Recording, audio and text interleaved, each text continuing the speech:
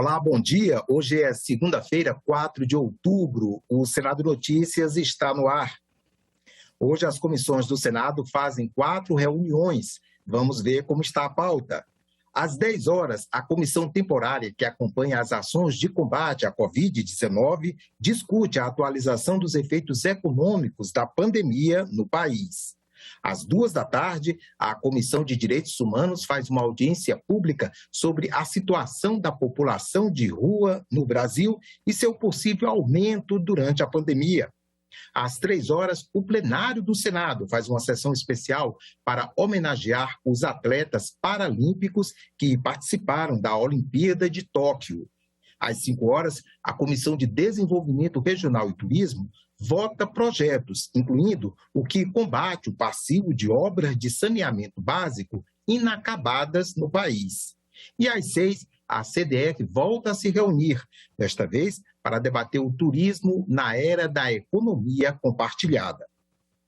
A CPI da pandemia ouve amanhã Raimundo Nonato Brasil, um dos sócios da VTC-Log, empresa investigada por suspeitas de irregularidades em um contrato com o Ministério da Saúde. A VTC-Log é uma empresa de logística contratada pelo Ministério da Saúde para cuidar da armazenagem e distribuição de medicamentos e vacinas. No depoimento à CPI, o sócio da empresa, Raimundo Nonato Brasil, deverá falar sobre a suspeita de irregularidades em um aditivo de quase 18 milhões de reais em um contrato com o Ministério da Saúde. No início de setembro, o Tribunal de Contas da União apontou a possibilidade de fraude aos cofres públicos no termo aditivo assinado pelo então diretor de logística do Ministério, Roberto Ferreira Dias, e pediu a suspensão do contrato. Roberto Dias teria ignorado o parecer da consultoria jurídica do próprio Ministério, que apontava que a proposta da empresa significava um valor 18 vezes maior que o recomendado. A medida cautelar do ministro Benjamin Zinler, do TCU, atendeu a uma representação dos senadores Elisiane Gama e Alessandro Vieira, que fazem parte da CPI. Eu vou dar um exemplo aqui da dipirona sódica. 500 miligramas. O item não era por caixa, não era por volume, era por comprimido. Você entende, senador Humberto? Era por comprimido que foi contabilizado. Daí a saída de 600 mil itens para mais de 4 milhões de itens. Daí o pedido, por exemplo, do aditivo, que seria apresentado de R$1 milhão para 57 milhões de reais. Que o que aconteceu é que a empresa fez um entendimento com o Ministério da Saúde por pagamento de 18 milhões de reais, de 1.800 a mais do que o valor que foi apresentado pelo próprio Ministério da Saúde. A comissão investiga a suspeita de que a empresa possa ter pago boletos bancários de Roberto Ferreira Dias. Um relatório do COAF apontou que o motoboy da VTC-Log, Ivanildo Gonçalves da Silva, fez saques de cerca de 4,7 milhões em dinheiro vivo para a empresa nos últimos 2 anos. Em depoimento à CPI, o motoboy confirmou que sacava valores altos. Qual foi o volume maior de recursos que o senhor sacou? Olha, eu não me lembro no momento. Não, mas o senhor ia lá sacar 10 mil, 5 mil, 1.000, 100 mil, 200 mil, 300 mil, porque é uma coisa que o senhor está acostumado. Eu estou lhe perguntando assim, algum valor que o senhor se lembre de ter sacado? Sim, por favor, senhor Ivanildo. Olha, no início, uma vez eu saquei um valor de 400 e poucos mil. 400 e poucos mil. Na boca do caixa? Na boca do caixa. O dinheiro, segundo ele, era usado no próprio banco para pagamentos a fornecedores, cartões de crédito dos proprietários e boletos. Ele disse não se lembrar dos beneficiários dos boletos, mas informações que chegaram à CPI apontam boletos em nome de Roberto Ferreira Dias. São imagens reveladas pelo sistema de bancos que comprovam que no dia e na hora em que os boletos do Roberto Ferreira Dias estavam sendo pagos pela VTC-Log através do Ivanildo, o que comprova verdadeiramente o conluio existente no bastidor do Ministério da Saúde, no exato enfrentamento enfrentamento da pandemia. Na imagem, Isabela, se me permite, na imagem anterior, senhor relator, é o senhor Ivanildo que está entrando aí. É uma das vezes do senhor Ivanildo... No dia 22 de junho, entrando na agência bancária. Só confirmando, as imagens são da mesma agência bancária que ocorreu, as imagens, a data, o horário são da mesma agência bancária que ocorreu o pagamento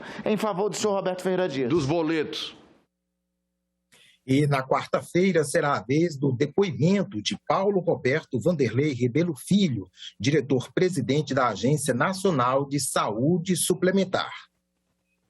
Os senadores querem saber de Paulo Roberto Vanderlei Rebelo Filho se houve omissão da Agência Nacional de Saúde Suplementar, a ANS, diante de denúncias de médicos contra a operadora de saúde Prevent Senior, que teria exigido a prescrição de remédios ineficazes contra a Covid-19, como cloroquina e ivermectina.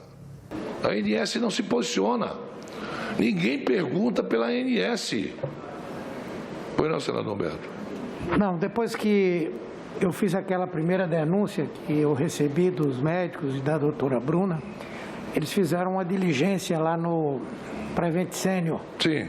E informaram agora que também fizeram em outros planos de saúde que estariam... Pois é, mas olha só... Mas é importante que venha realmente. Não, veja bem. Fizeram porque a CPI obrigou eles a fazer, mas era a função deles fazer antes. Sim. Não é por causa da CPI. Assim como então a ANS, né, faz o que, afinal de contas? Está ali para quê? A autuação da Prevent Senior pela ANS foi feita no dia 27 de setembro, por deixar de comunicar os pacientes sobre o uso de remédios do chamado kit Covid. O responsável pela Prevent Senior, Pedro Benedito Batista Júnior, admitiu em depoimento à CPI que a empresa mudava o código de doença dos pacientes mortos por Covid-19, conforme apontava um dossiê sobre a empresa recebido pela CPI. Todos os pacientes com suspeita ou confirmados de Covid, na necessidade de isolamento, quando entravam no hospital, precisavam receber o B34.2, que é o CID de Covid, e após 14 dias ou 21 dias para quem estava em UTI, se esses pacientes já tinham passado dessa data, o CID poderia já ser modificado porque eles não representavam mais risco para a população do hospital. Uma vez que eles já tinham... O senhor, como médico, é inacreditável. Isso é inacreditável, senador. O senhor realmente não tem condição de ser médico com a desonestidade que o senhor diz agora. Senador. A convocação de Paulo Roberto foi aprovada na quinta-feira, 30 de setembro, por requerimento do vice-presidente da CPI, Randolfo Rodrigues. Paulo Roberto foi chefe de gabinete do Ministério da Saúde entre 2016 e 2018, na gestão do atual líder do governo na Câmara, o deputado Ricardo Barros, que é investigado pela CPI. Aquilo ali é uma nomeação política, né? E não abre a boca. Há muitos documentos e comentários, já alguns exibidos aqui nessa própria comissão parlamentar de inquérito, de que os diretores executivos da Prevent Senior, senador Girão, quando sentiam alguma insatisfação de algum médico para pôr em prática o protocolo e aplicar o kit Covid, eles diziam assim: olha, fica tranquilo que a ANS não chegará aqui na Prevent Senior.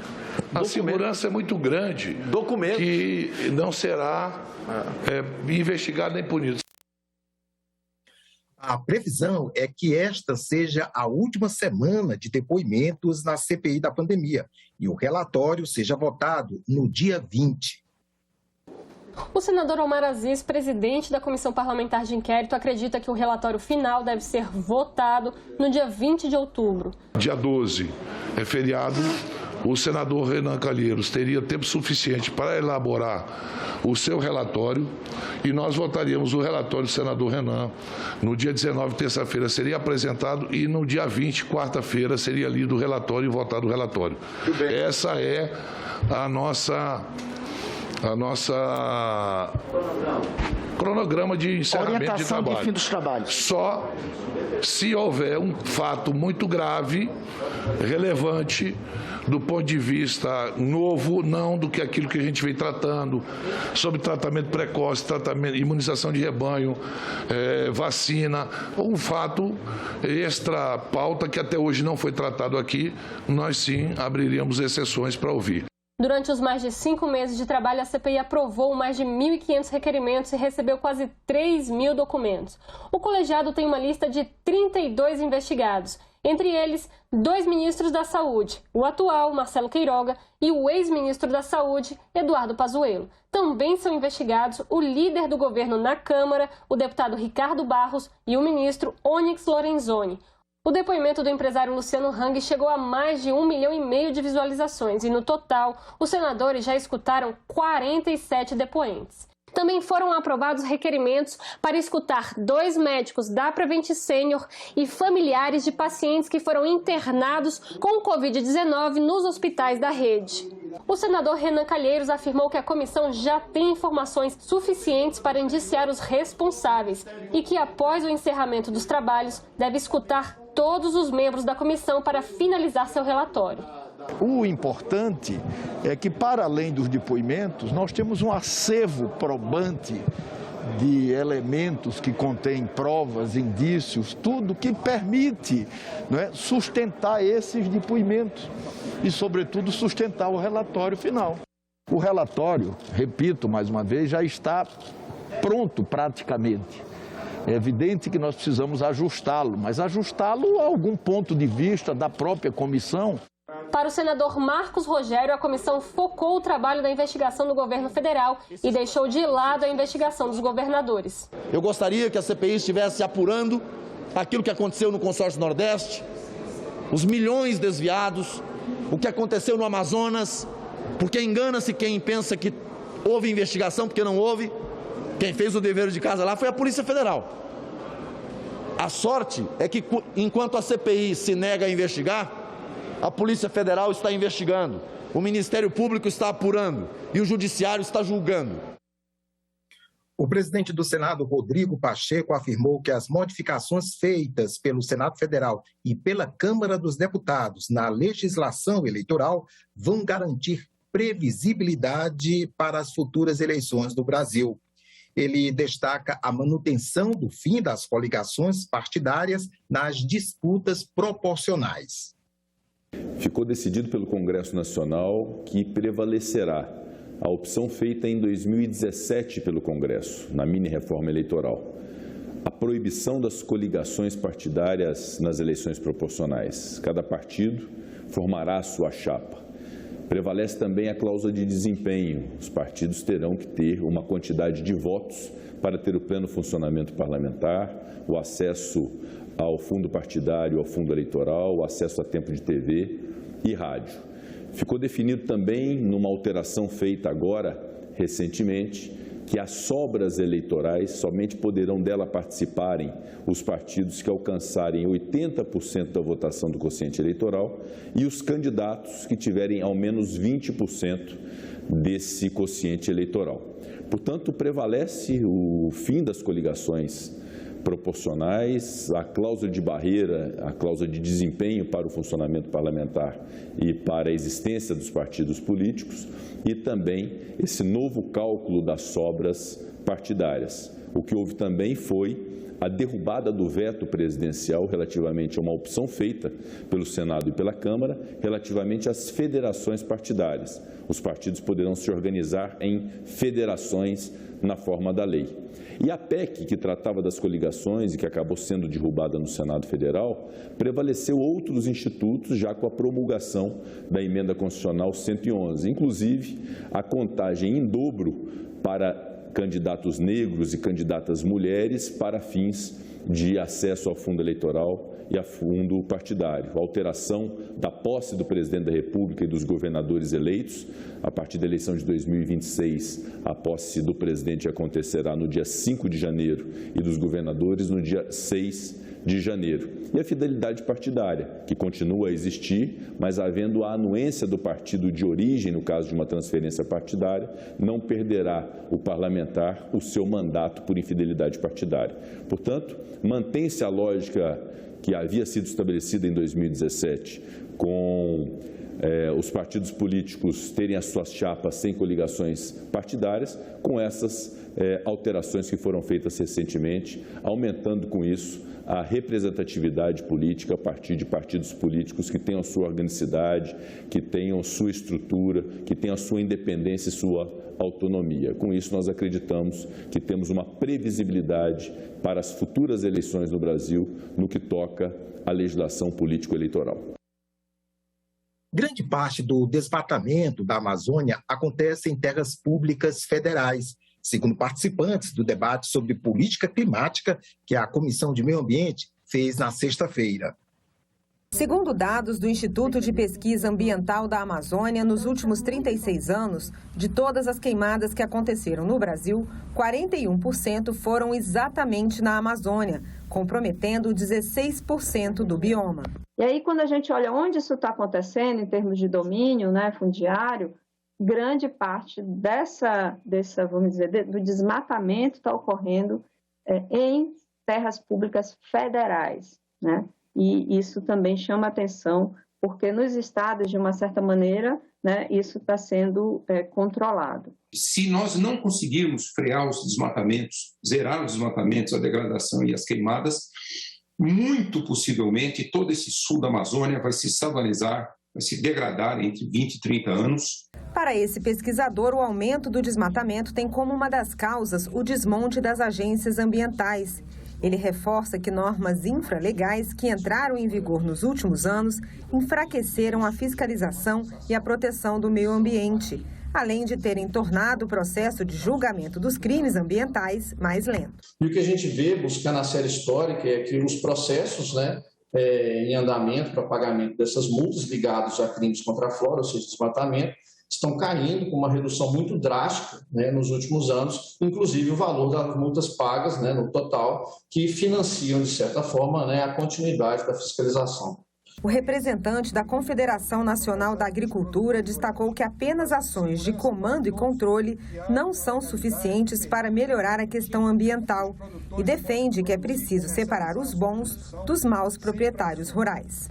Pautados pela legalidade, os proprietários rurais, em sua maioria absoluta, aderiram à legislação ambiental cumprindo as exigências do novo Código Florestal, inscrevendo-se no CAR e identificando-se como responsáveis pelas áreas cadastradas. Isso permite separar proprietário rural responsável e cumpridor das leis daqueles que usam a terra apenas para exaurir os seus recursos naturais. Entre as soluções apresentadas estão a destinação de florestas públicas para a conservação e produção de floresta sustentável, a conservação de ativos florestais privados e o fortalecimento do Código Florestal. Apoiar economicamente e prover assistência técnica para os assentamentos na linha de produção sustentável. Vocês serão fundamentais para conseguir dar o relatório de nossa autoria, que está tratando exatamente da política do governo federal em relação a mudanças climáticas. Aliás, o relatório que será apresentado aí na COP26. Nós decidimos, na verdade, construir esse relatório depois de ouvirmos, todos os setores da sociedade que nós entendemos que é fundamental, de fato, para termos um relatório conclusivo, um relatório democrático, um relatório que seja construído, de fato, com várias mãos. Também em audiência pública na sexta-feira, a Comissão Senado do Futuro debateu mais uma vez a legislação brasileira sobre patentes, benefícios e aprimoramento. Para este professor, patente é um instrumento relevante, embora para alguns setores isso seja mais importante que para outros. Para todos os setores, a patente tem alguma importância, mas para alguns ela tem muita importância, para outros ela tem muito menos importância. Então, esse é um ponto importante também de observar, Como regra geral, a patente é importante exatamente em setores em que o custo da imitação é muitas vezes menor do que o custo da inovação. O setor farmacêutico é um claro exemplo disso. Um certo consenso entre os debatedores é que a legislação atual é boa. Pode ser aperfeiçoada, mas a barreira maior é um sistema sobrecarregado e mudanças que ocorrem de uma hora para outra. A estabilidade da legislação é fundamental. As regras do jogo não podem ficar mudando a toda hora, não podem sofrer ameaças de mudanças a toda hora. Estabilidade institucional, do meu ponto de vista, é o que separa países avançados de países atrasados. O nosso maior problema é a insegurança jurídica. Se a gente apenas aplicasse a lei vigente, já estaria muito bem, não é? Então ficou abarrotado, como aliás estava e está abarrotado o nosso sistema de saúde e outros sistemas públicos que não dão conta das suas funções. Então de nada adianta uma preocupação excessiva com a legislação se nós não temos, né, um sistema que faça valer, que possa acompanhar, que possa regular, que dê as respostas em tempo. A presidente da Associação da Indústria Farmacêutica de Pesquisa condenou a quebra de patentes com relação às vacinas contra a Covid-19. Pediu que o Congresso não derrube os vetos do presidente sobre o assunto, o que traria, segundo ela, mais insegurança jurídica e não teria efeitos práticos positivos. Ela aposta em outro tipo de política. Vamos patrocinar, senador, esse movimento de repasse da tecnologia. Esse é o caminho correto. Esse é o caminho correto de trazer a produção para o Brasil. 0,6% do PIB para inovação tecnológica. É isso que o governo brasileiro aplica na área. É muito ou pouco? Para este debatedor, não estamos aquém da maioria dos países. O desafio ainda é fazer as empresas gastarem mais nesse campo. Está em linha com o que outros países no mundo gastam. O Japão gasta mais ou menos 0,6% do PIB, o governo japonês gasta mais ou menos 0,6% do PIB, né? O governo britânico gasta mais ou menos isso. Então, não está distante. O problema são as empresas que gastam muito pouco. As empresas investem muito pouco em P&D. E como estimular as empresas a investir em P&D, esse é um grande desafio. No Dia Internacional do Idoso, o Senado comemorou os 15 anos de criação da Universidade da Maturidade, que tem sede em Palmas, capital do Tocantins. Foi uma sessão especial do plenário virtual. A Universidade da Maturidade começou com uma sala com 56 idosos e hoje nós já atendemos mais de 5 mil idosos em 10 cidades do Tocantins, mais de 4 estados do Brasil. Eu aprendi a amar a minha vida, que antes até vontade de morrer eu tinha. Hoje não. Hoje eu tenho vontade de viver. O papel da universidade não é apenas receber alunos, a formação técnica e científica, mas ela extrapola esses limites, né? Ela faz com que a sociedade perceba que a universidade pode contribuir no desenvolvimento social, no desenvolvimento econômico, na formação política. A Universidade da Maturidade, a UMA, é um programa de extensão da Universidade Federal do Tocantins voltado a pessoas idosas. A proposta é estudar o processo de envelhecimento do ser humano para a conquista de transformações sociais por meio de uma velhice ativa e digna. Faz parte do projeto a integração no campus entre os alunos da terceira idade e os jovens estudantes de outras graduações. No Brasil, são aproximadamente 33 milhões de idosos, mulheres e homens que têm se dedicado com afinco à própria formação acadêmica, à constituição de famílias, a empregos, carreiras e atividades econômicas. O programa da Universidade da Maturidade tem uma proposta pedagógica singular com atividades corporais, culturais e sociais às pessoas com mais de 45 anos em espaços de aprendizagem e convivência social. Buscam mais saúde, mais dignidade e mais cidadania. O que há de mais singular nesse programa é que para nele ingressar, a pessoa só precisa demonstrar um tipo de letramento, o da experiência da vida e da boa vontade. O significado do termo UMA, para mim, aos 76 anos de idade, primeiro, aprimorar tudo o que participei em todas as fases da minha vida. Segundo, sentir a importância de um melhor relacionamento entre as gerações. Terceiro, vivenciar com essas gerações, crianças, jovem, adulto, velho, o que de mais proveitoso a ciência e a tecnologia podem nos oferecer no atual estágio da vida. Estou na UMA desde 2020 e eu me sinto muito honrado em participar do projeto pedagógico UMA, pela aquisição de novos conhecimentos e aprendendo a envelhecer com saúde e participando da sociedade como um ser social e histórico. E nesses 15 anos pude testemunhar o quanto a Universidade da Maturidade tem sido importante e tem transformado a vida de muitas pessoas. UMA! UFT! É preciso saber viver! Uma rica e preciosa iniciativa, né? Ficamos por aqui. Você pode rever as reportagens desta edição na nossa página na internet, senado.leg.br/TV.